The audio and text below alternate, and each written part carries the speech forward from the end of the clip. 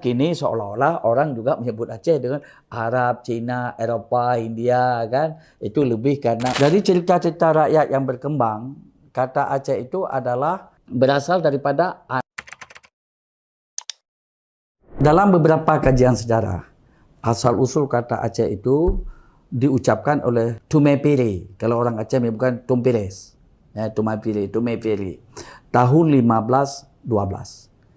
Dia datang ke sini juga bersamaan dengan kedatangan daripada Alfonso de Albuquerque tahun 1511, ya kan? Tetapi dari cerita-cerita rakyat yang berkembang, kata Aceh itu adalah berasal daripada anak Raja Hindu yang hilang di Sumatera, dalam ini di Aceh. Jadi itu dari anaknya hilang di sini, yang dia anak Raja Hindu disebut Aci adik, mencari adik. Itu dalam cerita rakyat. Ada cerita juga yang berkembang dari kata Aceh itu berasal dari bahasa Gujarat. Dari orang Gujarat yang datang ke Aceh. Kemudian konon perahunya itu tenggelam di Sungai Aceh sekarang. Mereka hujan, jadi hujan lebat. Kemudian berlindung di bawah pokok. Waktu berlindung di bawah pokok dilihat penampakan begitu indah. Maka disebut Aca. Artinya indah, indah, indah. Jadi itu asal muasal Aceh. Tapi kemudian kini seolah-olah orang juga menyebut Aceh dengan Arab, Cina, Eropah, India kan. Itu lebih karena ingin mencocokkan saja.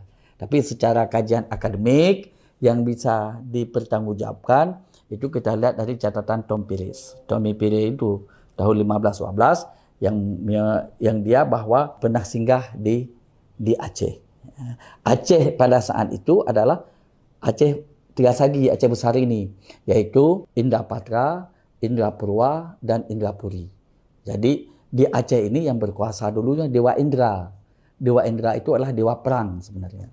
Jadi mungkin itu sebabnya orang Aceh suka berperang. Karena yang berkuasa di Aceh itu sebelum Islam itu adalah aliran daripada Dewa Indra. Kemudian nama Aceh juga tercatat dalam hikayat yang ada di Kedah. Itu cerita hikayat menurut penjelajah Perancis Thomas Pires, kemudian juga mencerita rakyat, juga terdapat juga dalam satu dokumen sejarah, yaitu hikayat Merong Mahawangsa. Sebagai salah satu negeri, Aceh ini berada di pesisir Pulau Perca.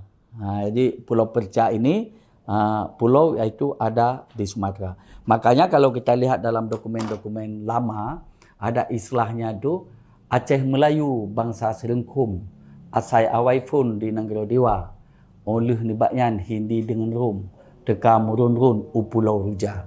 Jadi Pulau Ruja ini Pulau Sumatera kalau sekarang Aceh, kalau sekarang itu istilahnya dulu Pulau Ruja. Jadi untuk datang menjadi penduduk kerajaan Aceh, cuma yang menyatukan Aceh itu dalam sebenarnya Islam. Jadi maka ini pendatang ini yang teka murun-run Pulau Ruja ini, dia bersatu dengan penduduk asal, yaitu orang Batak, sehingga itu terbentuklah suatu suku bangsa baru di Aceh yang dikenal dengan, kalau dalam syair Aceh disebut kaum leher tu, sukai leher tu, ba'an erang, sukai jasandang jerah haleba, sukai tuk bate na bacut-bacut, sukai imumpet yang gok-gok dia. Leher tu ini penduduk asli Batak. Jadi Jasandang ini orang yang datang dari Pulau Ruja ini, berasal dari India, dari mana-mana itu dia menjadi suku Jasandang. Makanya dia pimpinan suku di Aceh dulunya disebut dengan Panglima Kaum.